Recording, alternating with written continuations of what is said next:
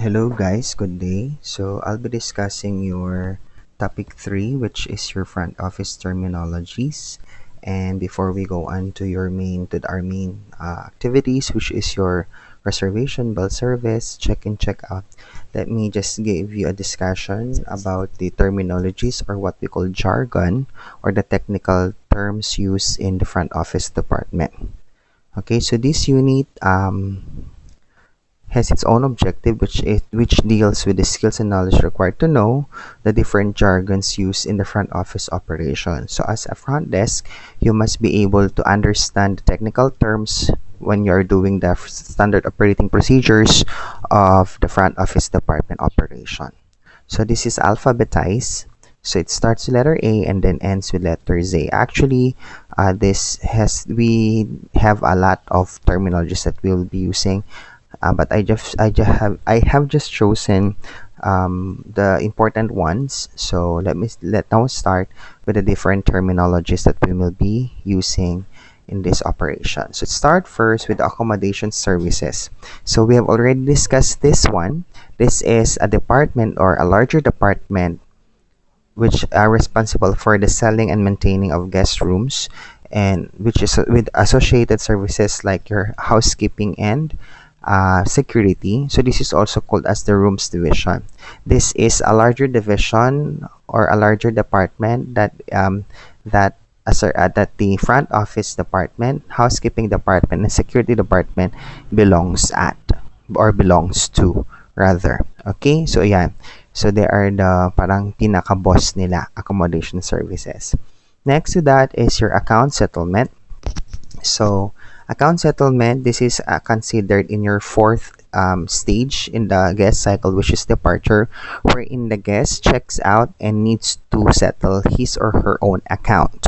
So kung bill, yun ang tinatawag sa restaurant,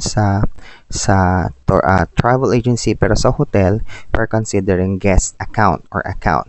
So from the word account settlement, they need to settle their guest account, and they need to pay all the credited services, amenities that they had during their stay. So this is being done during checkout or the time of departure. Okay, so that's your account settlement. Next is actual arrivals and actual departures. So I'll just give you a figure or a diagram that will fully discuss all the different terms. Ayan, nandito na po lahat-lahat. Ayan. So basically,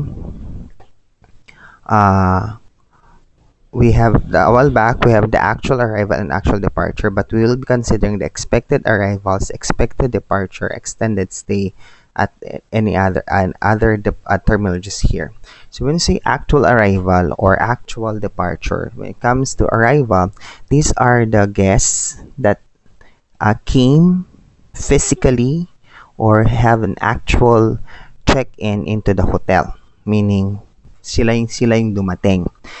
However, we can consider it as a kasama nito or intertwined or interlinked dito is the expected arrivals and expected departure. So let's start first with expected arrival. So when say expected arrival, sila yung took a reservation or had made a reservation into the hotel. So for example, there are 50 guests who are expected to come based from the reservation. Yun ang ibig sabihin expected arrival. Yung actual arrival naman, sila yung dumating. So physically came to the hotel to check in.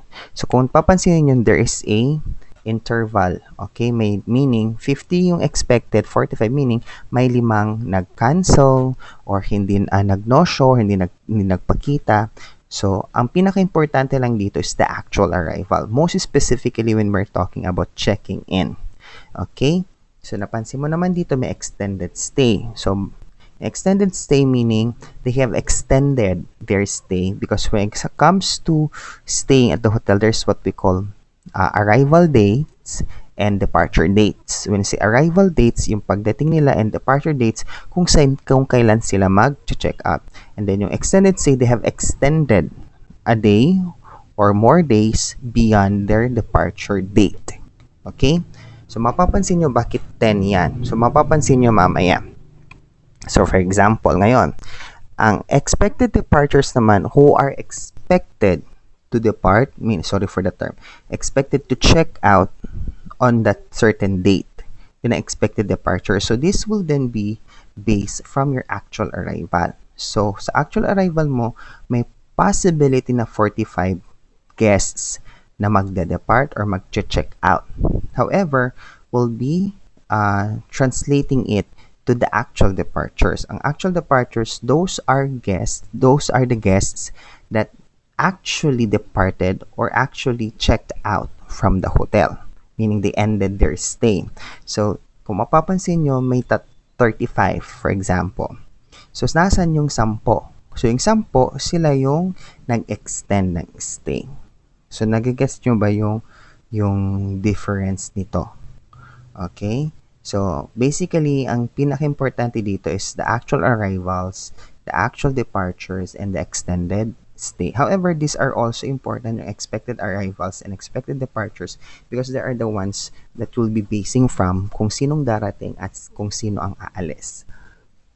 Okay, so down here naman, we have your early arrival, early check-in, early departure, early check-out, and late check-out. So kung sinabing early arrival, so for example, Mr. A had a booking of from February 13 to February 16, 2022, for example. So he came one day before his reserved dates. So, yun ang ibig sabihin ng early arrival. So, we're talking about dates. Okay? So, yung early check-in naman, we're now talking din naman dito yung maagang pag-check-in. So, typically, we have what we call 12 to 12, 1 to 1, or 12 to 1. Ang ibig sabihin ng 12 to 12, 1 to 1 or 12 to 1 ay ang time check-in and check-out date time. So, 12 in the afternoon, ang check-in mo, dapat kinaumagan, 12 in the afternoon ka din mag-check out. So, this is standard. Ito, standardized yan. Pero some hotels are following their own rules of check-in and check-out. So, pwedeng merong 1 to 1, merong to 12 a.m. check-in, 1 p.m. check-out. So, depende sa hotel. But itong 12-12, it's yung hindi Lazada or Shopee. It's the standardized check-in and check-out time. So, for example, he arrives, Mr. A has a reservation of February 13 to 16, 2022. And then he arrived at the hotel around 10 o'clock in the morning. So, supposed to be, he will be checking in 12 o'clock in the afternoon. So, will be considered that certain checking in. Yes. Mabalinso na ag-check-in before 3 hours or 5 hours to the earliest yung pag-check-in nyo dun sa hotel. However, when it comes to early check-in, merong additional payment yon per oras. Depende din yon sa hotel. Okay? Depende sa standards ng hotel. Next naman is early departure. Early check-out and late check-out. For example, early departure naman, so Mr. A had a reservation again from February 13 to February 16. That would mean February 16 yung check-out date niya. However, he intended to check out at the 15th of February, meaning one day before ng check-out, supposed check-out date niya, doon siya nag-check out. So, yun yung tinatawag nating early departure. Okay? Yung before yung check-out dates niya. On the other hand, we have also your early check-out naman. Ang ibig sabihin naman ng early check-out, my dear ones, is hours. For example, kanina ulit, so 12 o'clock in the afternoon ang kanyang check-in. 12 o'clock in the afternoon din ang check-out niya. Pero he intended to check out around 10 a.m. or 11 a.m. That's okay. Pero meron bang deduction sa bayad niya? Wala. Kasi standardized yung payment mo within the day, which is one stay. Is overnight stay, 1 day. So, even though mag-check out ka ng 5 a.m., 4 a.m., babayaran mo pa rin yung buong araw. So, meron kang tinatawag na early checkouts. Depende. Merong mga errands na gagawin. Yung flight, malilate ka, delay yung flight or malilate ka sa flight, something like that. And then, late checkout naman is beyond the checkout time. For example, 12 o'clock in the afternoon yung checkout, then you intended to check out 1 o'clock, it's fine. Until 3 o'clock, it's fine. Kasi meron tinatawag na 3 o'clock policy. So, what does it mean by your 3 o'clock policy? So, when you say 3 o'clock policy, this is a policy in the front office wherein you need to check out before 3 o'clock. And then once you have checked out beyond 3 o'clock in the afternoon, you will be paying the next day. So meaning, no nag-check out ka beyond 3 o'clock, meaning, babayaran mo yung the next day mo. So meaning, no choice ka mag-extended stay ka na naman. Yun ang ibig sabihin ng 3 o'clock policy. So, meron bang babayaran yung 12 o'clock to 3 o'clock na late checkout? Yes. Again, parang yung pagdating ni early check-in, may babayaran, pati yung late checkout, may babayaran.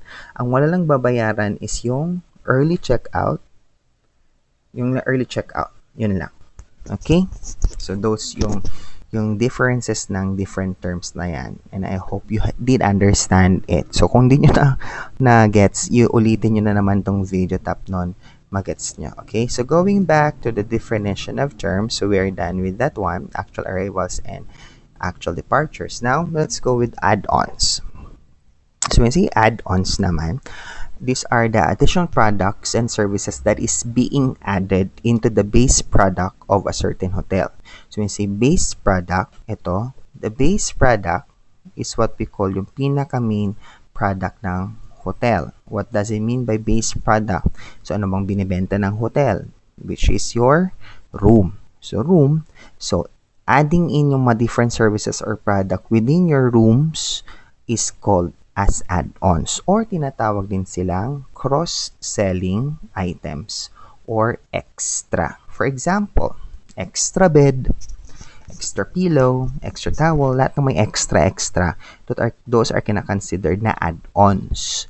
Also, pwede ding add-ons yung, for example, nag-swimming siya, or nag-rent siya ng pool, nag-rent siya ng function hall, or nag-rent something, any facility in the hotel, or kumain siya sa restaurant, tapos meron kasi tayong tinatawag na merge to room, or yung sinasabing merge to room is ilalagay na lang doon sa guest account.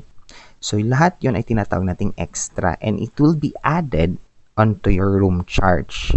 Okay, so lahat yon i-add, and then kung matutotal na, yun ang babayaran mo after kung mag-check out ka na.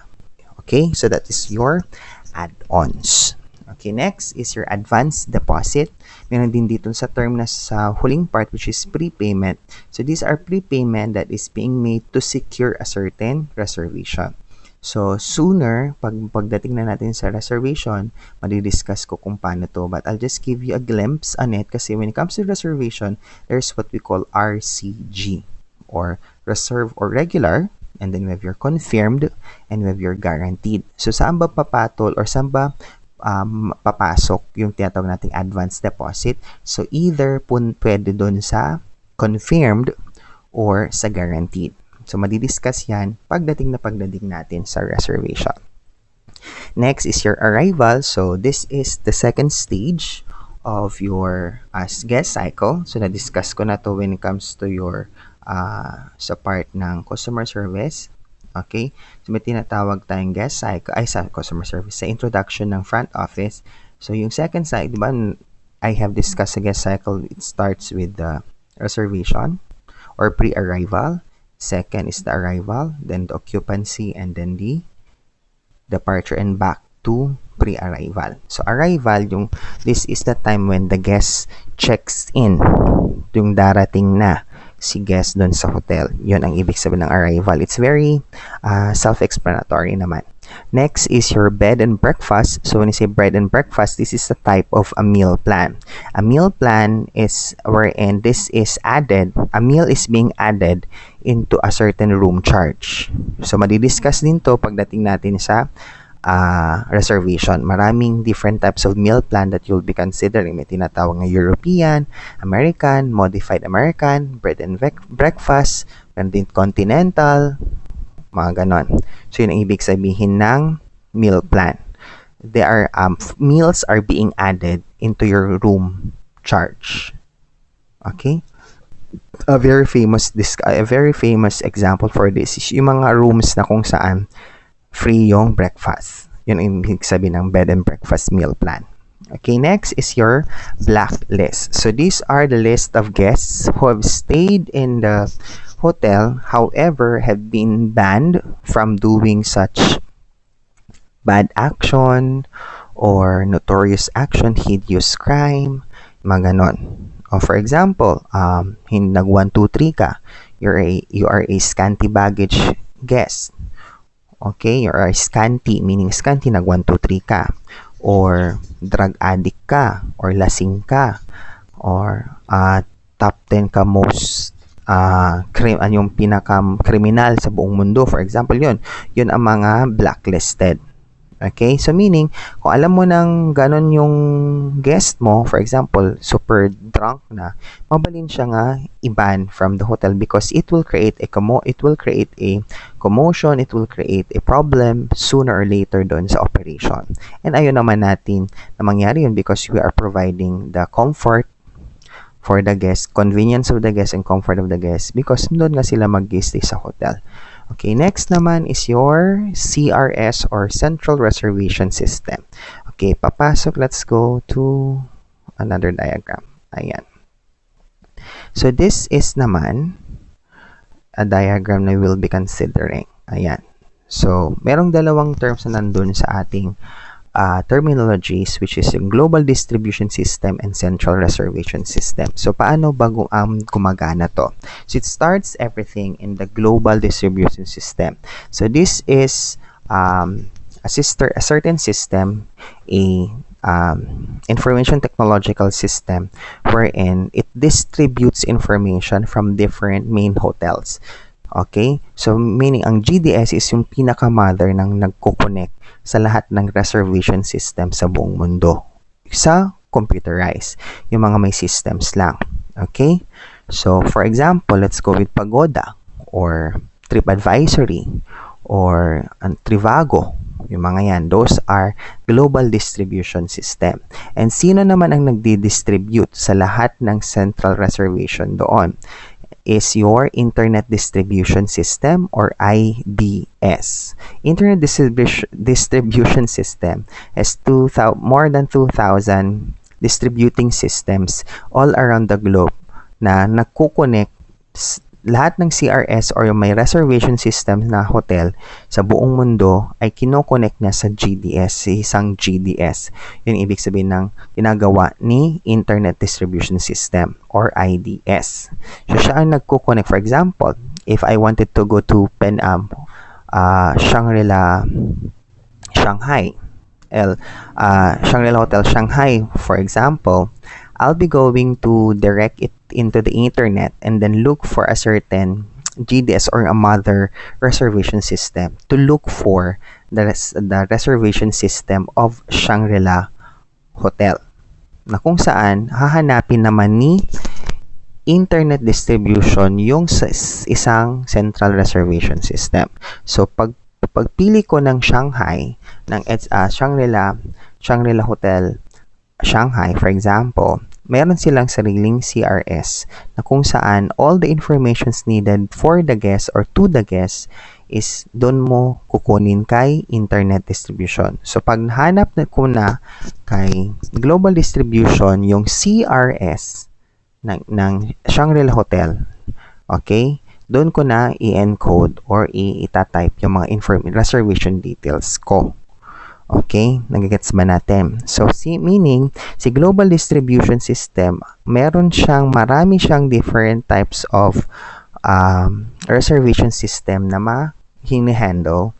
and then dinedirect nito sa paghahanap si Internet Distribution System ang iba't ibang reservation system. Okay, so in every multi or a large hotel or ang tawag doon, multi-franchise or multi-branch na hotel or multi-networking na hotel, meron silang sari-sariling central reservation system. Not all has a central reservation system kasi of course, kung small hotels, nadadaan lang siya sa telepono, nadadaan lang siya sa email, pero kung reservation system, it needs a state of the art. For example, a high technological or mataas yung star rating ng isang hotel. Okay? So, pag napasok ko na yung information, for example, naghanap ako sa gaya ng sabi ko kanina, Shangri-La Shanghai, tas nahanap ko na siya, yung CRS niya, and then, nag-encode na ako ng mga different information, personal information that is needed for the reservation. Ang gagawa nito is nitawag nating CRO or Central Reservation Office, na kung saan si Central Reservation Office ipapasa niya doon sa PMS or Property Management System ng isang hotel. Ano ba ng PMS? Ito yung sistema, this is a system wherein it will create an easier, more accessible operation of guest profile, guest accounting, guest check-in, guest check-out. For example, yung pag nag-enroll kayo, meron tinatawag na system ngayon. Yung reset na pinag-enroll nyo, ada system tatan, tapos nun alalis to lang ti ubra, meron kayong dapat tinatawag na PMS sa hotel. Yun ang ibig sabihin nun, ang PMS. Okay, so lahat ng information na receive ng CRO, ipapasa na dun sa PMS ng hotel na kung saan yung information na yon is ready na for checking in. Lahat na ng informations na nakandun na sa system ng hotel. Na kung saan konektado yung PMS, doon siya tinatawag nating RMS or Room Management System para malaman ng housekeeping sa system na to kung sino mag-check-in doon sa hotel na iyon. Okay, so yan ang proseso. Medyo madugo. So, I try to simplify it na lang tapos nun maawatan nyo. So, again, hanyo unin na awatan, ulit-ulitin nyo lang yung video tapos nun maawatan nyo kasi this is medyo madugo. Okay? So, at least you have a background on what we call the different distribution system of the reservation. So, again, it starts with global distribution system and being tracked by the Internet Distribution System, wherein the Internet Distribution System will track down the different central reservation system na hahanapin ni guest, and then once the guest gives or lays out or provides his or her personal information, may papasa na sa PMS ng isang hotel, okay, which is a private system in each hotel, and then mapaprocess na yung information na doon sa mismong hotel. Okay, it will then be distributed within the hotel. Okay, so that's the system. Okay, so let's go to the next words. So we have your check-in and check-out. So alam na natin ito. When it comes to check-in, this is when it comes to the reception or registration. This comes now with checking in a certain hotel wherein pagdating, before the guest go to his or her guest room, he or she needs to write down to acknowledge his presence at the front desk, and then write down or jot down information for his or her stay, and then he or she will be provided with his or her own key for his pagpasok sa kanyang guest room. Yun ibig sabihin ng check-in. It starts the process here ng checking in is registration and allocation or assignment of rooms. Ayun. And then check-in, meron na tinatawag tayo naman na check-out, meaning aalis na siya sa hotel. Before he checks out or before he leaves the premises of the hotel, he or she needs to settle all his or her account Okay, depending on the venue, depending on the activities he consumed, or no, depending on the food, depending on the services he consumed, mga yan. So before he or she leaves in the premises of the hotel, or tinatawag na check out, he or she needs to settle all his or her accounts. Next is your compendium. So what does it mean by compendium? So this is a guest information directory, or tinatawag din nating information book, wherein all informations, both internal and external services of the hotel is being um, scripted, meaning nakasulat lahat. And it also includes some of the different amenities, like for example, stationery pad, pen, ball pen, and also some of the most important emergency hotlines in the certain geographical unit or certain locality, nandun din. So all in all, para siyang isang one-stop shop ng information na kung saan nandun lahat-lahat ng kinakailangan mong impormasyon about the hotel and outside the hotel. So for example, ito. Ayan. So this is a compendium of the Oxford Hotel. So mapapansin nyo, nandyan lahat ng information. So nakalagay lang siya sa isang libro. Kaya tinawag siyang information book. Okay? Clear? Now let's go to the next one. Day rate. Ano naman ibig sabihin ng day rate? So day rate, rate is being charged to a guest wanting to use the room usually between 9 a.m. to 5 p.m. only. Or tinatawag din natin tong half day, they will be checking in within the day lang. Parang for example, 8 hours, ganun lang. 10 hours, ganun lang sila. Or 12 hours, even 12 hours, doon lang sila nag-check in. Basta lakit available yung room. Okay? And then, tinatawag natin yan ang rate nun. Kung mag-check-in ka naman, ang tawag naman doon is your day use rate. Meaning, the room that you'll be using for a day rate, ang tawag doon is day use room. So, that is within a minimum of 5 hours to a maximum of 12 hours. So, yun ang ibig sabihin nun. Okay? And then let's go to the last term for letter D, and I'll be continuing tapnon on at the video. So we'll be having the departure. So this is the last stage of the guest cycle, when I've already discussed previously. When it comes to departure, this includes or consists your guest account settlement, wherein all guests or the guest folio must be settled before leaving into the premises of the hotel. So actually, this is also a room status, wherein once you need to check out, it's the housekeeping will be ready or will get ready in the cleaning of the room used by a certain guest. Okay, so I'll be back for the next video, and we'll start now with the letter E's. Okay, bye.